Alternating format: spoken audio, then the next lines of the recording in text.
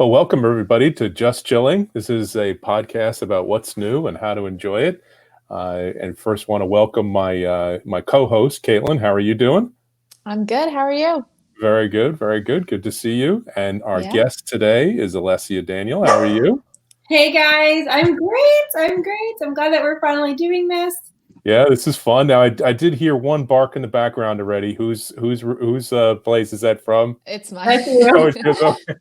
I wish it was me, but it's not. It's not. All right. Bentley is there. All right. So Bentley is present. He wanted to make sure that he made a presence on the podcast. And Alessia, you have a new dog too, right? Is that right?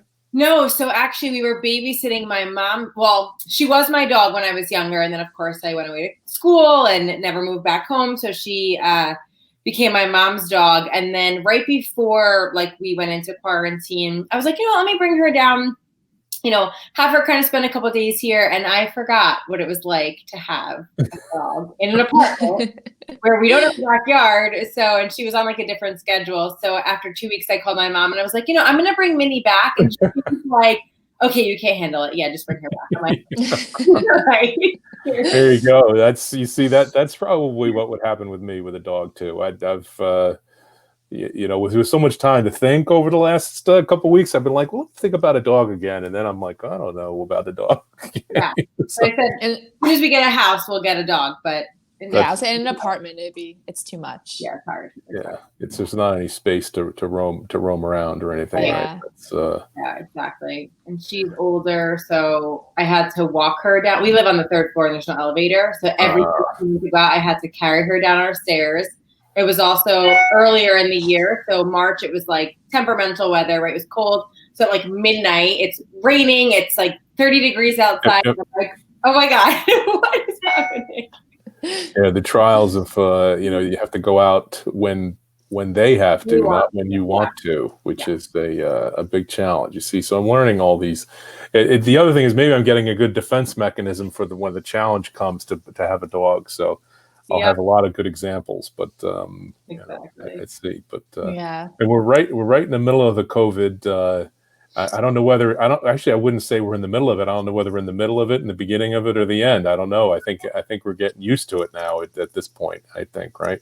Yeah. There's the governor said it's going to be another month at least while we're in quarantine or in some sort of a lockdown state. I think I have a feeling that there's going to be some more changes in the next week or two, that he's going to announce some more openings, some things as the new cases start to come down a little bit. Yeah. I think, because that's what I'm seeing around the country. And even I was on some broadcast today where some cryotherapy places are opening up around the country and around the world. Oh, really? And they're talking about how they're doing it and what their processes are. So it seems as though people are countries, as the numbers start to go down, they're getting more comfortable with opening things back up again, and people being more careful.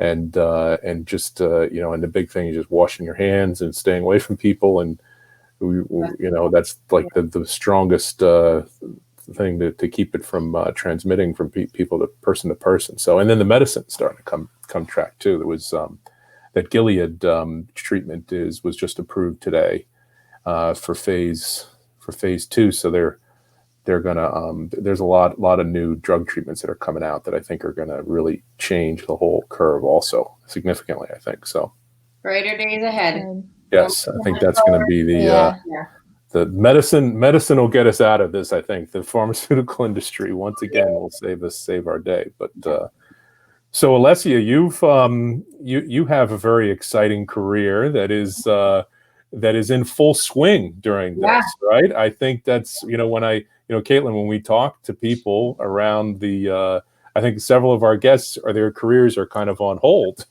during this, and ours too is on hold. But Alessia's career is full steam ahead. I want you to tell us about this, Alessia. Sure. Yes. So you never know what to expect. You never know how people are going to react. How everybody's being affected differently. And even if we're maybe being affected the same way, how you react to things is going to be different. So when we went into quarantine, people were getting sent home from their jobs, I was like, okay, not too much has changed for me because I already, primarily work from home, or just, my business is online. So it doesn't necessarily mean that I have to work from home, but just wherever. Then came, okay, how are my clients going to be affected? The people that have been continuously using these products that I've recommended to them for years, if they don't have income coming in. And so that was right about March that I started to kind of analyze, okay, how can I help people? How can I offer them something?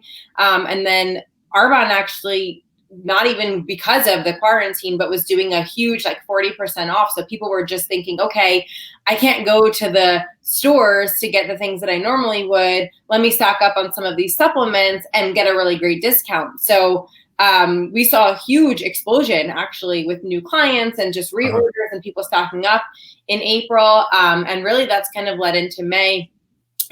So it's been exciting. It's been a little bit weird, too, because like I said, there's some people who these are essentials for them. This is what they live on every single day. And if you know anything about essentials, it means that you feel like you can't live without it. And so some of these products are beauty products, right? So they still have to shower and use deodorant and wash their hair and all of that stuff. And now they don't have to leave their house to get it. So luckily, we really weren't impacted. If anything, we saw a huge necessity for online businesses, opportunity to make income from home, and also, just being able to have people get these products without having to leave their house.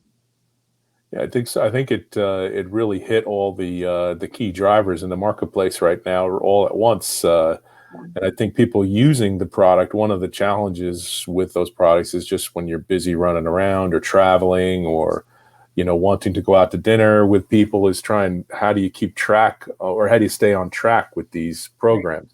But when you're at home, and you're looking at the supplements every day, yep, it's like, well, I really don't have any. The refrigerator is really close to you every day.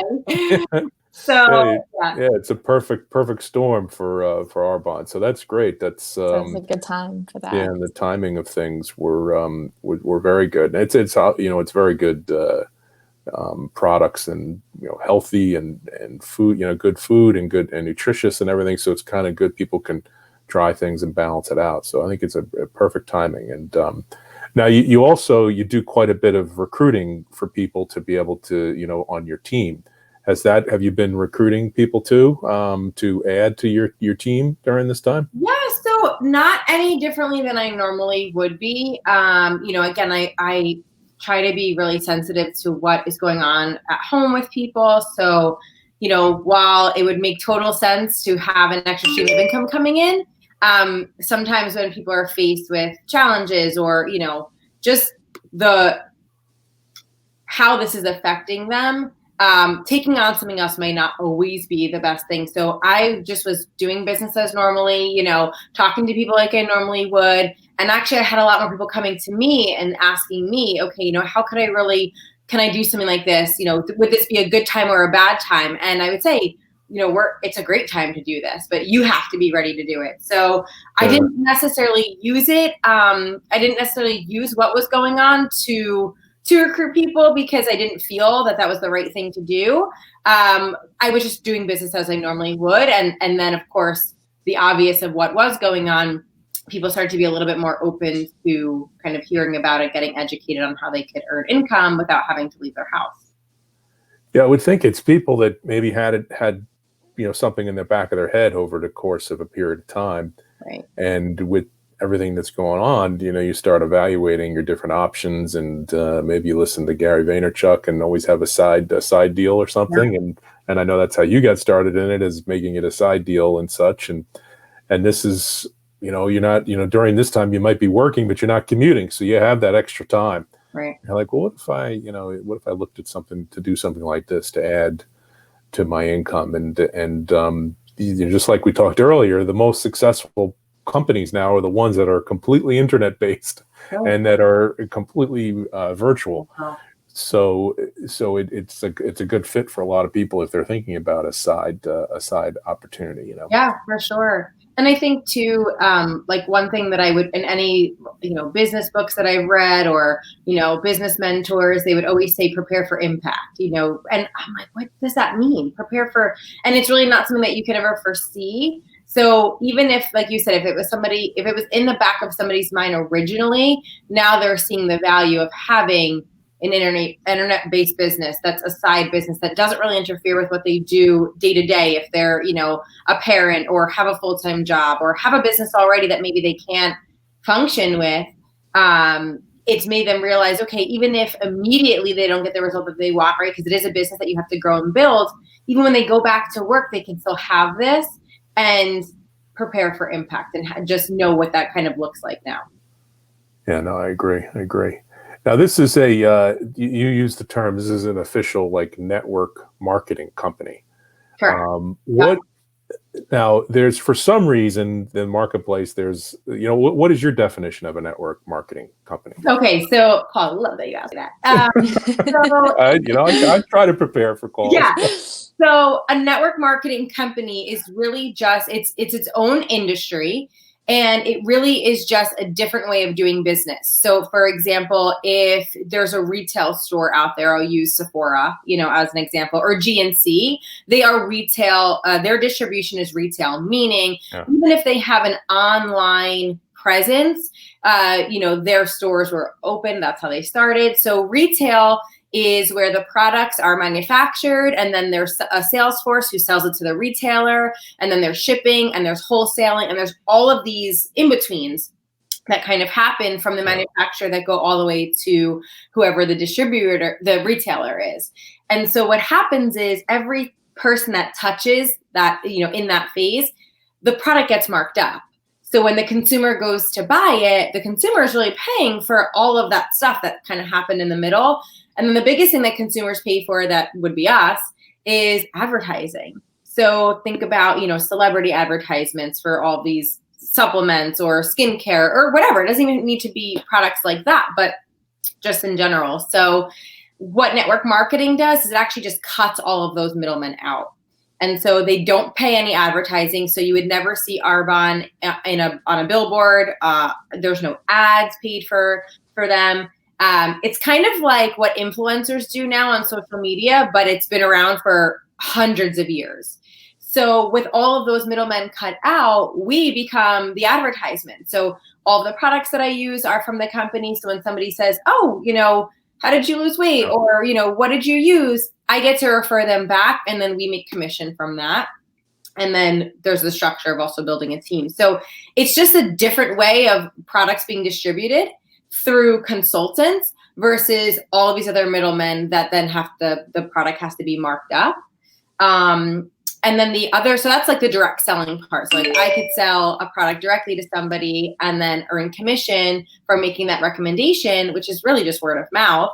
And then the second part, which is where now that business building, networking part comes in, is I build a network of clientele. That's my business. But I can teach somebody else how to do the same thing, almost like a franchise.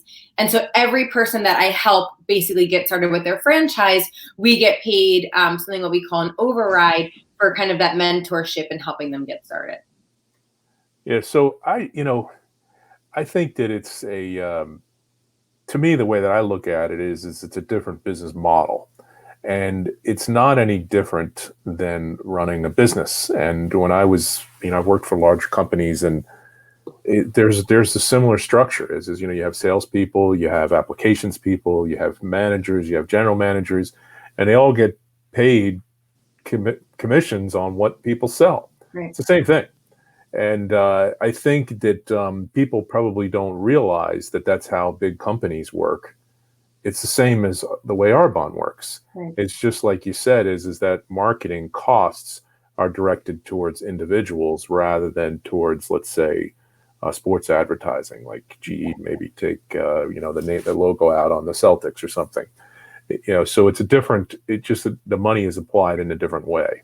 Right. And I see that what you do too, and I think that this is another thing I wanted to talk to you about, is that you essentially you're the marketing for your particular products in your area. And I think that that's something, and Kaitlyn, we're social media people. So Alessia is a model to follow. And I think the way I would describe it is you kind of live the products. And I think that's the way that you do it in your social media. I think that you really show how you live with the products and how you incorporate them into your everyday living to be able to live healthy and live the lifestyle that you want to. So I know that that's a purposeful thing, right, Kaitlyn? Yeah. Yeah, and I was gonna say, I know I follow your Facebook posts and everything, and like they're very inspirational, and very like living life the same thing. But you also, I saw you did like the 30-day nutrition plan when this all started, so right. I guess that would be over now.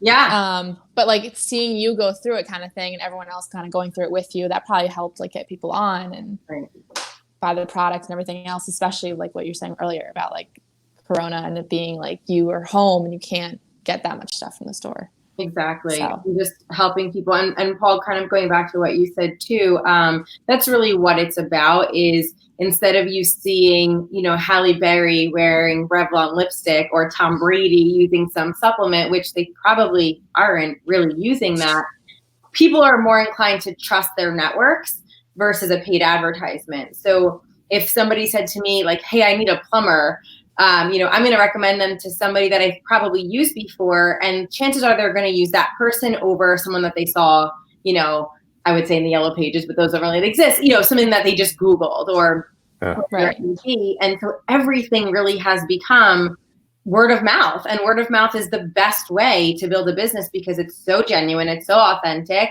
I never really recommend something that I haven't personally tried myself. Even if it wasn't for me, I could still say, hey, this is what it did for me.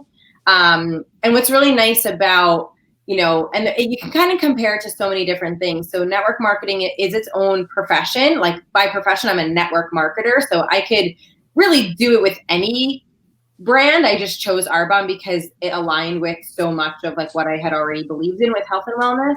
But it's really just teaching people how to recommend products and how to build a business out of it. And that's what all businesses want, right? They want the recommendations. They want referrals from their existing clients because you could put out all the sales ads you want, but you have a client say, hey, come with me and to try cryotherapy, that person's going to come in versus, maybe seeing things over and over. That's just like the multiple exposures. And then that last one is like, okay, I'm going in to try it because my friend loves it. And, she recommended it and I trust her. Yeah, I think just from when, Kaitlyn and I, we look at the our social media posts all the time and what works well and what doesn't work as well. And I would say, Kaitlyn, like our experimental or, what is it? Our posts that are real and real examples and timely are the ones that hit the best, like right. Kaitlyn's most recent post about the hospital celebration that we did, that was the single best post we've ever done at ChillerX Cryotherapy, the single best. And it was because it was a, us walking around, she was walking around, she took advantage of an opportunity, took the video and we posted it up, and it was timely and it was a real example, and granted there was a lot going on. There's a lot going on, so it was timely in that case. But it was huge. I mean, you get more visibility from that than anything else. And I think that's what you do with your social media, Alessia, is that you're kind of living your life and seeing how these products kind of fit into your life and how they incorporate into your life, I think. Now, do you do a lot of planning for these, or is it? So, that was a tough question. I can see. Sometimes, and you know what? There was a part of me for so long that didn't want to really like give into that. I'm like, I want to live in the moment. And that was before I really started to realize, because network marketing has been around for a while. So if you've ever heard of like a home-based business, that's really what network marketing is people would sign up as consultants. They would use the products. They'd ask a friend to gather their friends together, come to their home and do a demonstration, right? That's like dinosaur times now, where is everybody spending most of their time on their cell phones, on social media? I bought my comforter off Instagram. I have bought sneakers from a recommendation from somebody, right? With coupon codes and all of that. So people are just shopping directly from there now. So I'm like, you know what? I need to adapt, even though, I live in the social media age. I started this business 7 years ago when we didn't use Instagram to do this. So I'm like, I have to become that planner. So I'm working on that, but there is still a part of me that I love to share what I'm feeling like in that moment. And it just comes off more authentic. So now what I've started to do, if it's like in the middle of the night and maybe it's midnight, I'm thinking like, oh, I'm so inspired. Yeah. I'll jot it down and then post it the next day. Or, if we have like a product launch coming out, I'll try to just plan ahead and then kind of, manipulate the post to sound more like me in that moment. But I'm working on it. I know a lot of people do, and I know that it would be beneficial and probably a little bit more like time leveraging if I did that. But I just like to talk, when I'm having that thought or that moment. So kind of in between. Yeah, your posts are very genuine though. And especially with stuff like this, like things happening, it goes with like what's happening in the world. Well, right. And I think that helps. It's like a much more genuine approach to it. Exactly. Which I think is good. We don't know what tomorrow is going to bring. So I just try to talk in the moment and then, and Paul, like you had asked in the beginning, my immediate thought was, oh my God, like the world is now going to see what having a second stream of income could do. But there's also people that are just worried about their family and they're not really thinking about income. So I had to be a little bit more mindful of like, okay, who do I want to talk to here? I want to talk to everybody, which is really hard to do. So kind of working that fine line of like, I want to reach out to people in the most genuine way, but I also have to be really mindful about maybe what they have going on in their life. So it's a little difficult, but I'm working through it. Yeah, I don't know whether there's a right answer or not to it too, like where you plan things or whether you do things spontaneously. I think it's a little bit of both. Yeah, I think a little bit of both, and I think it's people, and I think what we had one of our friends, Liz, asked a question. Like, I won't go into the details of it, but I think the important thing is that you might have an audience on social media, whatever that audience is, how big it is, right? You can define it as much as you want, right? But not everybody is going to be watching every post that you do, right? That's right, and we can't figure that out, Kate. We've tried to look at it, but there's only a certain percentage of those people that are going to watch or look at what you post, or even get it, right? Yeah, or even get it. Yeah. So you can spend so much time trying to customize something to a particular group of people, and they'll never see it anyway. Right. For whatever the reason is, maybe they weren't on their phone that particular day, or so. I think you've got to, if it feels right, then do it. That's what I've seen. And Kaitlyn, we've done it. We've done a lot of those things with that. And I think we have a good balance of planning and in the moment too. Yeah, like things that are happening that day. Yeah, yes. Exactly.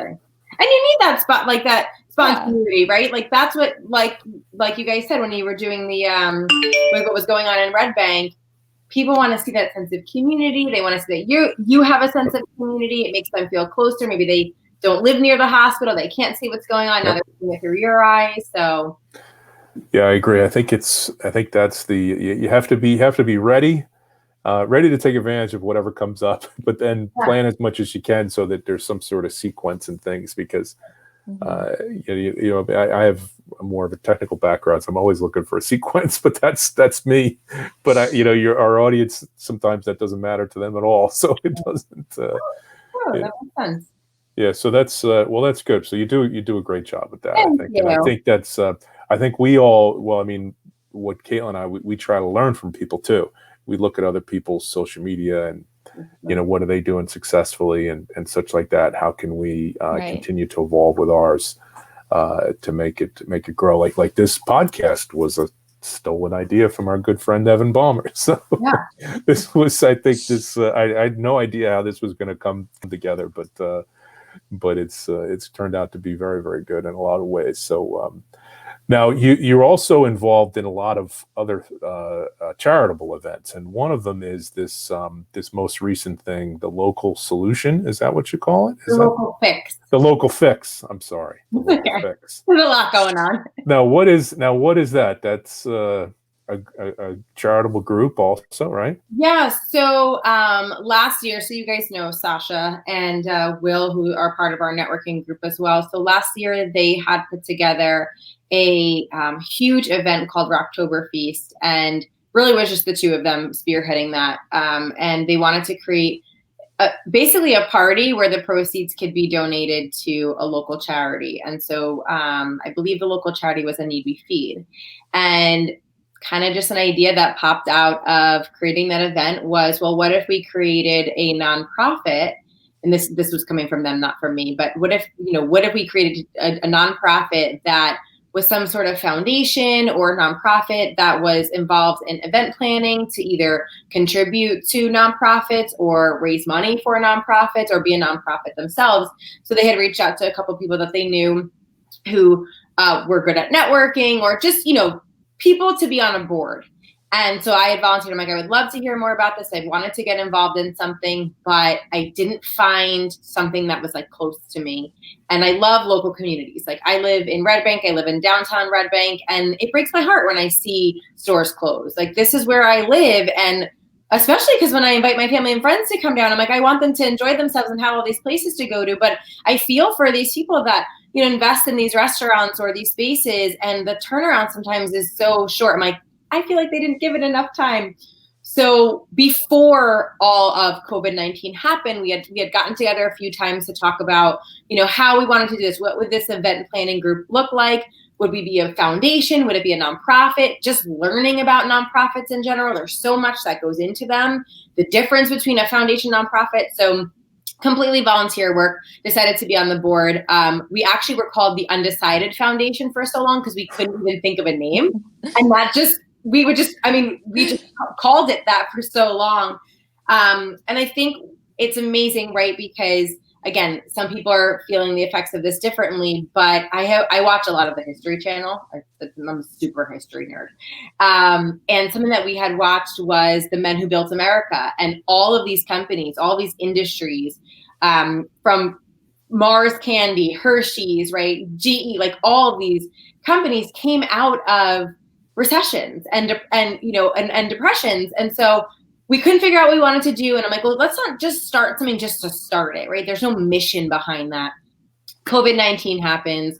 All these restaurants are either going out of business or trying to stay afloat, or closed or open, but they can't afford to pay their, employees. So we're like, wait a minute, we're all community people. We all live in Monmouth or Ocean County. Let's do something to help build awareness for these restaurants. So that's how the NJ Local Fix came about, which is the name of, we're not technically a foundation yet. Right now, we're just an organization of 7 people coming together. But the idea is to make it an official foundation, which moving forward, when we are allowed to celebrate and have events, it'll be an event-based foundation that will put on outdoor events, indoor events, whatever, to raise money for our foundation that nonprofits can then apply to get grants or, funding from. So to break it down even more, the Local Fix then came up with the Social Distance Supper Club. So it's a Facebook group where restaurants, or we, either one, can post out. Oh yeah, that's so cool. There you go. That's awesome. So restaurants can post specific menus for that week or specific time period and get pre-orders. That way we're essentially flash mobbing the restaurants. That way they know exactly how much staff they need, exactly how many supplies they need. And we've had so much success with having restaurants now seeing, that potential versus just being open all day long and having a couple orders kind of flow through. So it's really started to pick up, especially with Cinco de Mayo and Mother's Day, just having those pre-orders ready to go. And then just a place for people to see what's open and what's not, in the area. Yeah, I think that people are have a lot of, they're at home and they have time on their normal social routines are completely broken. Completely, right. So it's kind of like they see a good opportunity like this where you jump on to like this Facebook group that you talked about, and you order from one specific restaurant, and you can share the food, and you can talk about your experience with the food, and that's an interesting idea, and it's good. It's a win-win for everybody because you get the social interaction for you participating, and then the restaurants get the consistent income. That's good. We should introduce it to the Red Bank Business Alliance, or even a few of the restaurants on that, because I know a couple of the owners there would love to be involved with that. So that's great. That's and then as it continues on, there may be another a Need We Feed type of event, like that Rocktober Feast thing, that as things continue on, that might be how it evolves to as we get down the road on this. So exactly. Well, that's the future plan, is to have some type of local, I know Red Bank does their, I'm trying to think of what they call it. I can't think of the name of it now. I lived here for 3 years. I've been to it all, where they have like food trucks come in the parking lots. Oh, the International Food Festival. Yeah, the Food Festival. So, I would love to see more of the local restaurants participate. They have food trucks come from different places, but it's like there's so many restaurants here. How can we like maybe help them with that, or just something to get more of the community together, and not just Red Bank or Monmouth County, but Ocean County, since there's 7 of us who are now kind of all over. But this is how we're starting it, which, again, an opportunity presented itself. We saw a need, and they're like, this is perfect to kind of kick it off. Oh, that's great. That's great. Yeah. Now you're also a regular cryotherapy user too, right?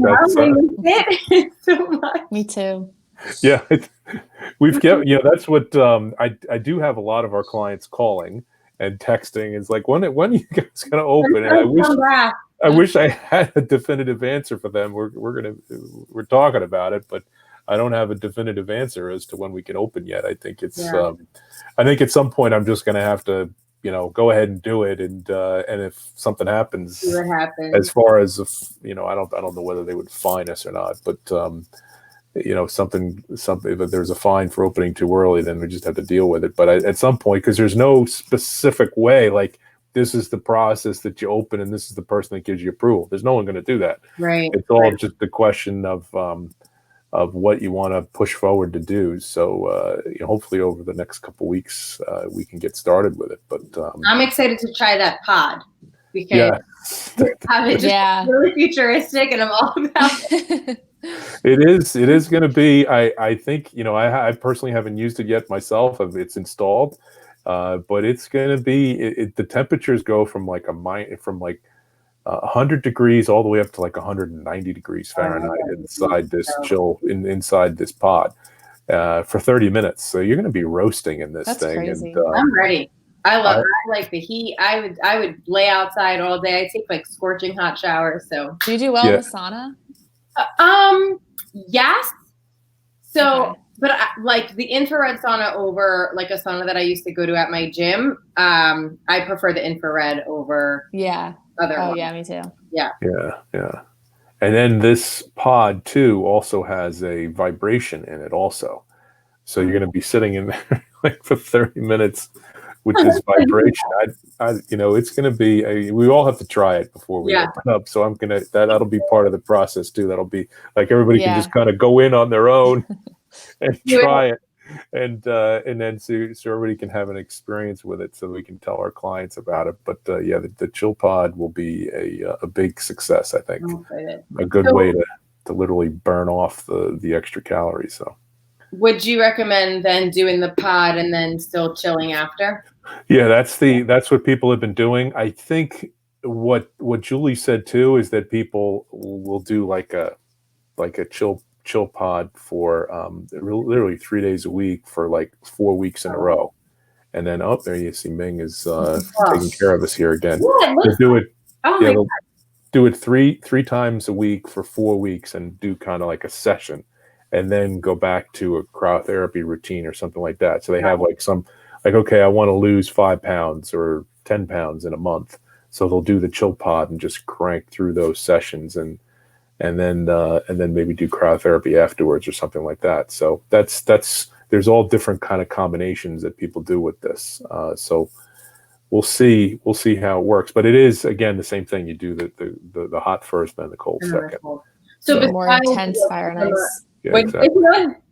More like intense fire and ice. Yeah, and like also it's a lot quicker, right? The time that you're in there. It's 30 minutes. Yeah, it's 30 minutes rather. I mean, you can do 30 minutes in the sauna too, but yeah, it's going to be much more intense. It should probably figure out like what the heat difference is. You know, let's say if it's a 150 in the chill pod and 150 in the sauna, like how much are you actually? There's probably some sort of calculation. Right. That you could say you're going to get this much amount of heat because it's just so direct, so that you can kind of gauge, like, is it 2 times as much heat? Is it 3 times? Is it a half as much? You know, I don't know, but we can figure that out. I'll look that up in the, but yeah, that's going to be the exciting launch. I think we're getting ready for that. And hopefully, you know, the next, we can do a grand opening, a grand reopening podcast for the next opening. That'll be the next thing. Hopefully that'll be in the next week or two. But Alessia, thank you very much for being on. Thank you guys. It was a pleasure to hear about all your adventures that you're going on. So, and Kaitlyn, thank you very much for joining. And say hello to Bentley there. Is he ready? He's probably ready for dinner now, right? Oh yeah, he's probably starving now. He's probably like, "What? My whole schedule is thrown off. What is this? What is this going on? He's Why?" huge. He's getting that, really? He's getting big? He's almost 35 pounds, but he has so much fluff that like he's way bigger than bigger than he needs a haircut. I think the groomer's just opened recently. Really? So. Oh, that's cool. My hair. You can't see my hair much here, but it is kind of unruly. I've heard that from several people. So great. Well, great to see you both, and we will be in touch. And signing off for Just Chilling. Bye. Thanks, Meg. Bye.